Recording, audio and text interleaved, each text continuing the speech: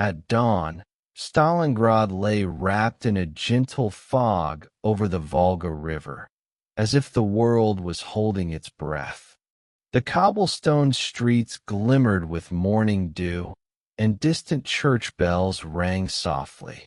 Merchants were already preparing their small stalls, unaware that in a few hours, history would sweep through the city like a storm.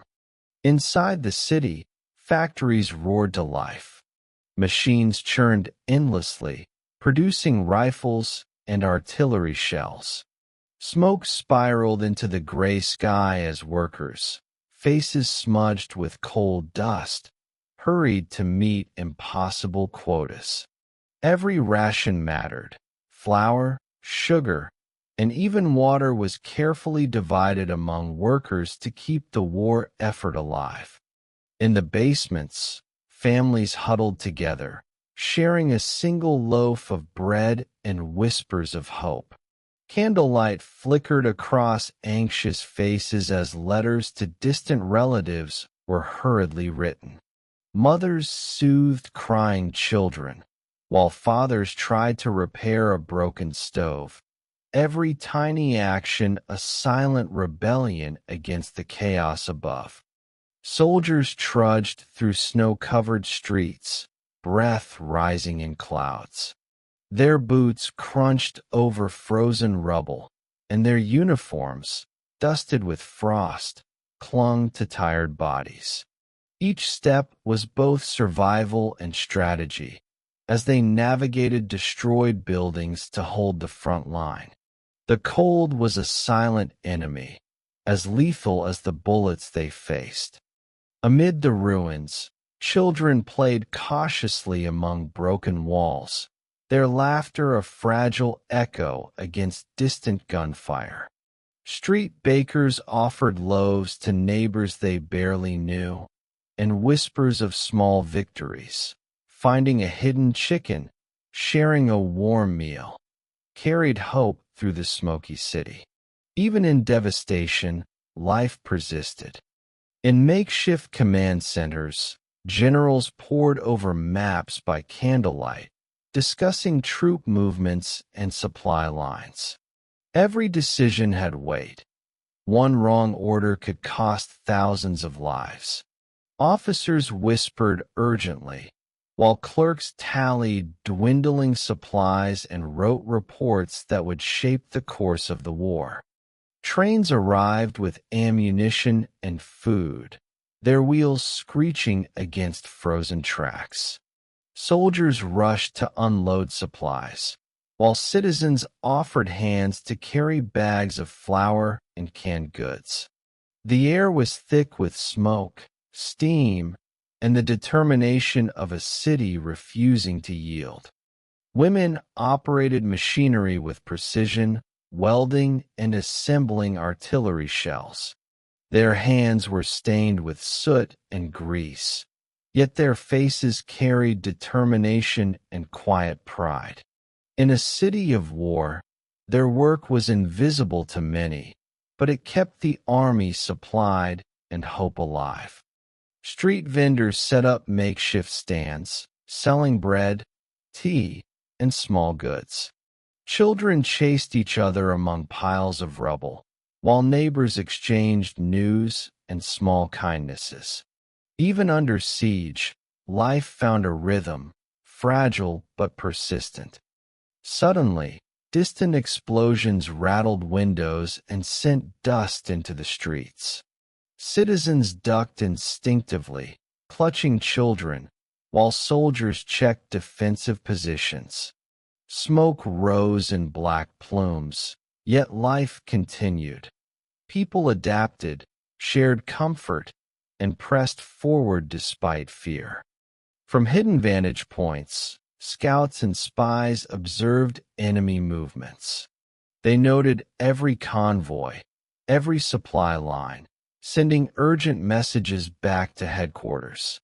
Even the smallest detail, a broken fence, a smoldering chimney, could shift a strategy, proving that in war, observation was as lethal as bullets. Medics moved quickly through the streets, carrying the wounded on stretchers. Makeshift hospitals were crowded with the injured, while nurses cleaned wounds by candlelight. Every saved life was a triumph, a quiet act of defiance against the chaos surrounding them. Post offices buzzed with activity, letters being sorted and sent to distant battlefronts. Soldiers and families exchanged hopes, fears, and news of survival.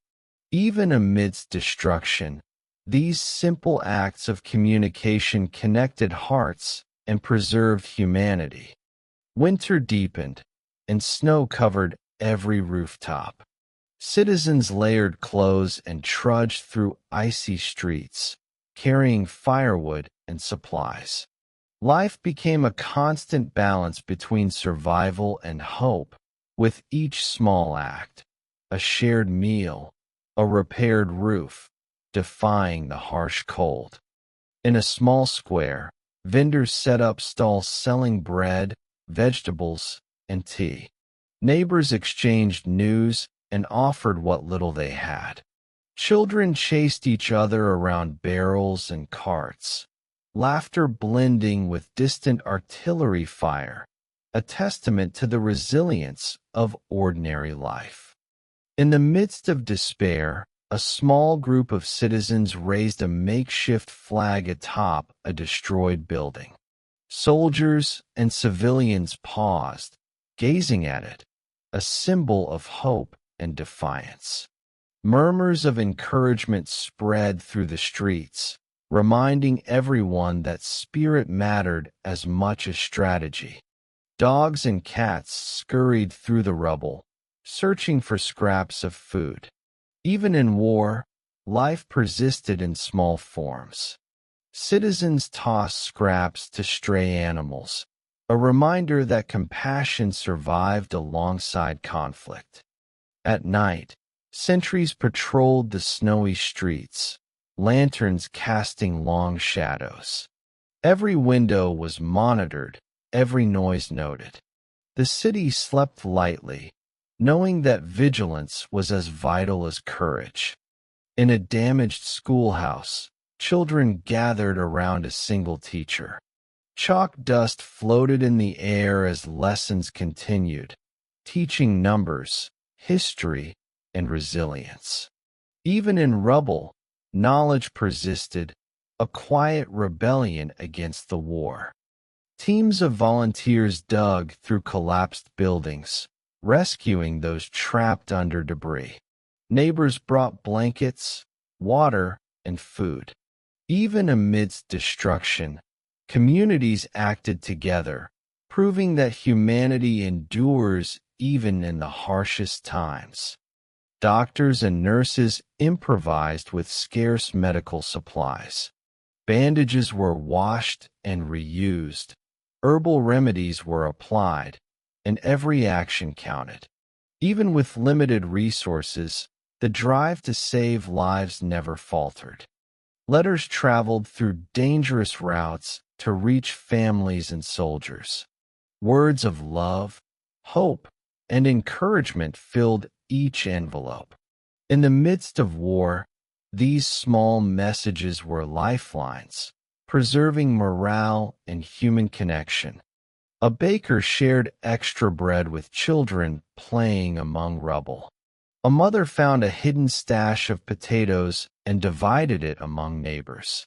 Small acts of kindness kept spirits alive, proving resilience flourishes even in ruin. Sirens wailed as air raids approached. Citizens ducked into basements and shelters, clutching children and pets. The tension was palpable, yet the city moved with practiced coordination, showing remarkable resilience in the face of danger. In abandoned homes, personal belongings told stories of lives interrupted. Photographs, toys, and letters scattered among rubble reminded those passing by that history is built of human stories, not just battles. In a partially destroyed library, Children and adults read by candlelight. Old books offered escape, knowledge, and hope. Even in war, culture survived, reminding the city of its identity beyond destruction. A local artist sketched the ruins, capturing both devastation and the perseverance of life. His oil paints, applied to salvaged canvases, told a story that no newspaper could: humanity amidst chaos. Night fell, blanketing Stalingrad in darkness. Stars shimmered above the city, and smoke from distant fires glowed like embers. The quiet offered a brief respite, a moment to breathe, reflect, and gather strength for the day ahead. Soldiers huddled in trenches, checking weapons and fortifications one last time. Exhausted but unbroken, they shared quiet words of encouragement. Even as the front raged, their courage and solidarity were unwavering.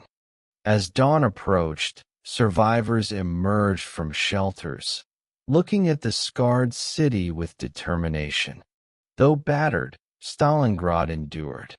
The city's spirit, its resilience, courage, and humanity, remained a beacon of hope in the darkest times.